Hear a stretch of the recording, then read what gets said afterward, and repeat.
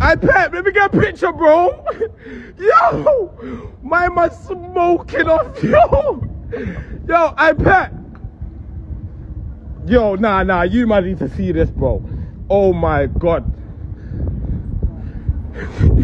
Yo, Pep, let me get a picture, G. Why you running off, bro? Let me get a picture, bro. Just let me get a picture. I just want a picture. Okay. Bro, I just want a picture, bro. That's it. Picture, my G. Look, bro, that's it. My G, bro. Quand un fan suit Guardiola pour avoir une simple photo, cette scène. L'équipe, j'espère que vous allez bien. Aujourd'hui, nouveau Actu Foot. La grosse info du jour concerne l'Olympique de Marseille. Et je sais pas si les Marseillais l'ont véritablement apprécié. Arrivé il y a à peine une semaine, Mauro Camoranesi quitte ses fonctions. Igor Tudor le considérait comme son bras droit lors de la conférence de presse de présentation.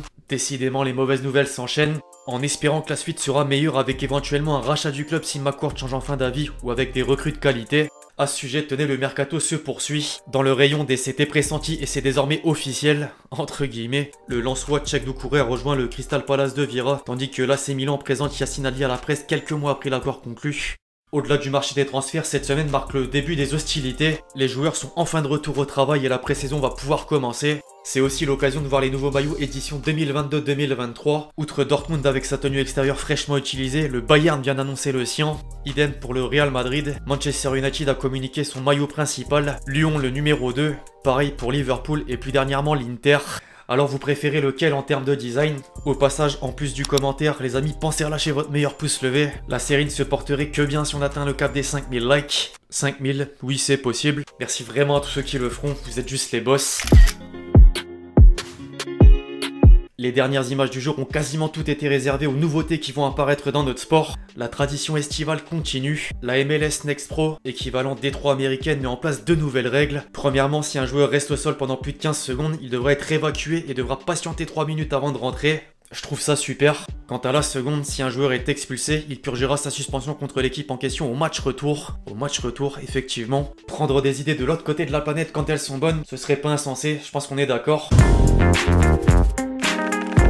De nouveautés justement, il en est aussi fortement question au sein du football français depuis la fin de l'exercice 2021-2022. Dans le sens du mauvais terme, d'abord, depuis la relégation sportive en Ligue 2, Bordeaux se trouve dans un puissant fond. Le club historique pourrait passer par un dépôt de bilan et une liquidation judiciaire.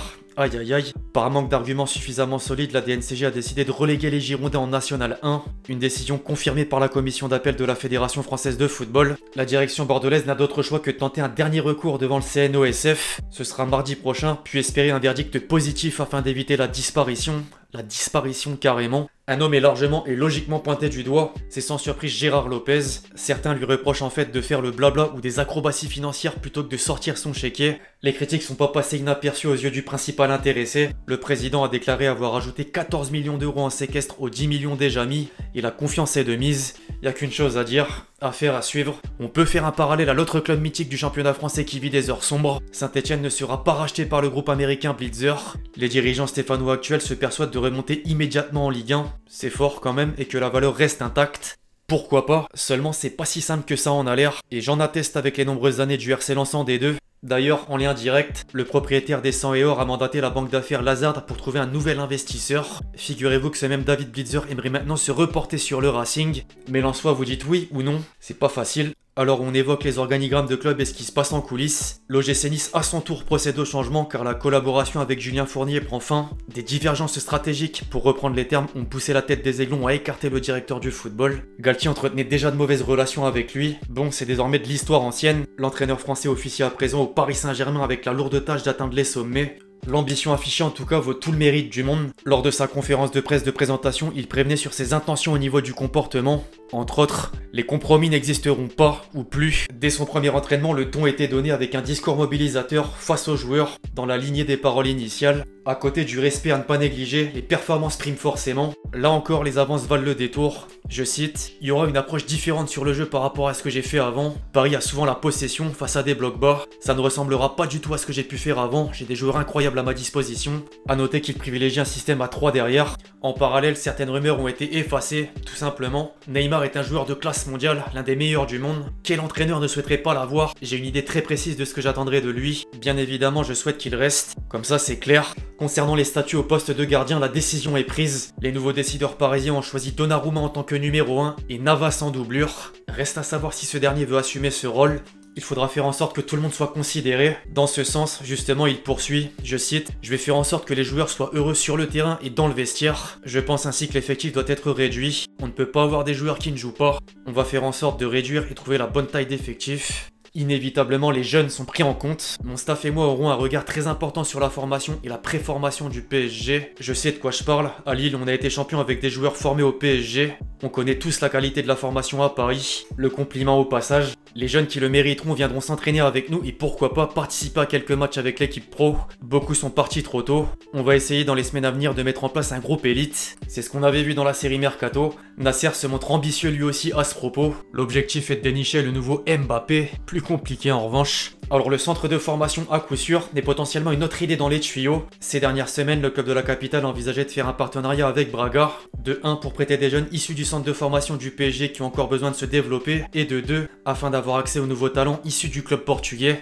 Bon par contre c'était avant que le président de Braga dise ce jour que son club ne sera jamais le satellite d'un club étranger ni portugais. Cette solution n'est pas jetée à l'eau pour autant. Les nouvelles têtes parisiennes à la manœuvre n'ont certainement pas dit leur dernier mot. D'ailleurs le duo Luis Campos-Antero Henrique fait déjà du bon travail. L'un est chargé de vendre le projet aux joueurs ciblés, il a ce rôle de séducteur entre guillemets. L'autre se pose à la table des négociations et se présente comme celui qui gère la stratégie globale du club.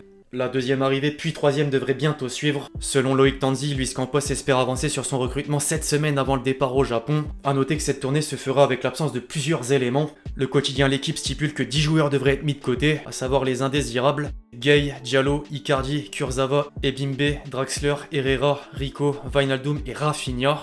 Ça fait pas mal de monde. Pour revenir sur le marché des transferts, une autre piste avance.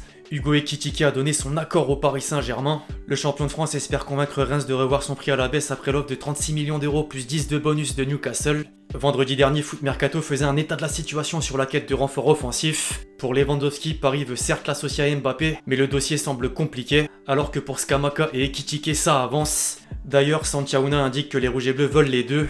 Les deux, vous avez bien entendu. En parlant d'Mbappé, tenez, Kiki était l'un des derniers à rejoindre le camp des loges. Après des vacances bien méritées, il est revenu avec une perte de masse musculaire. J'ai vu que certains ont fait les choquer sur les réseaux. Mais aucune inquiétude en fait. Début août, tout sera normal pour répondre présent sur les terrains de la Ligue 1 et tenter d'accomplir plusieurs défis. L'équipe d'ailleurs en dénombre 7 comme le numéro de son maillot. Parmi eux figure le titre de meilleur buteur du Paris Saint-Germain détenu par Cavani, le Matador, la Ligue des Champions tant espérée ou encore la Coupe du Monde qui débute dès le mois de novembre. Lui et le trio au complet devraient être au taquet. Neymar et Messi sont même arrivés en avance. Ils seront prêts, mais les adversaires également. Guettez cette déclaration d'Adil Rami au micro d'RMC.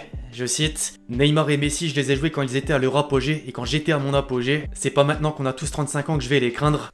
Il te lâche ça dans le plus grand des calmes. Alors une autre interrogation se pose sur un certain Lewandowski. Le buteur polonais faisait son retour à l'entraînement aujourd'hui.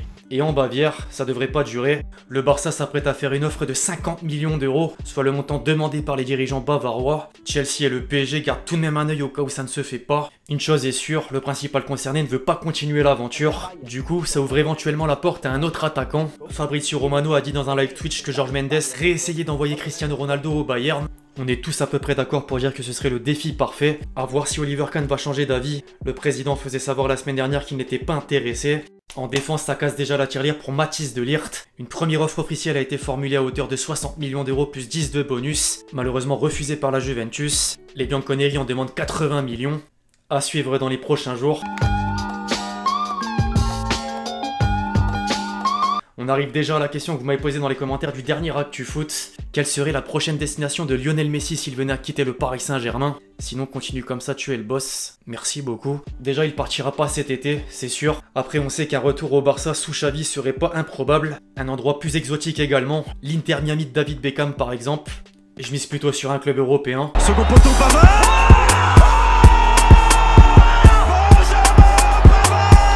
Avant de clôturer la vidéo, l'équipe, comme toujours, on se fait plaisir en beauté. Comme toujours, ça faisait un moment.